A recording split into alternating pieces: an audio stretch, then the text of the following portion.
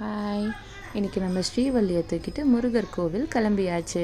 வாரம் ஃபுல்லாக என்ன ஸ்ட்ரெஸ்ஸாக வேலை செஞ்சாலும் இந்த வாரத்துக்கு ஒரு வாட்டி கோவில் போகும்போது ரிலாக்ஸேஷன் வரும் பாருங்கள், அதுக்கு ஈடுணையே கிடையாது.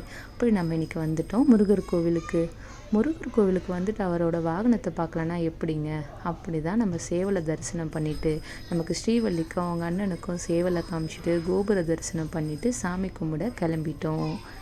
நம்ம ஸ்ரீவள்ளிக்கு க்ரௌடை பார்த்தாலே ஒரே ஹாப்பி தாங்க. எல்லாருக்கிட்டையும் அவளே கையை தூக்கிட்டு போக ஆரம்பிச்சிடுவா. அவளை நாங்கள் எங்கன்னா வெளியே தூக்கிட்டு போனால் அவளை தூக்காத ஆளே இருக்க மாட்டாங்க.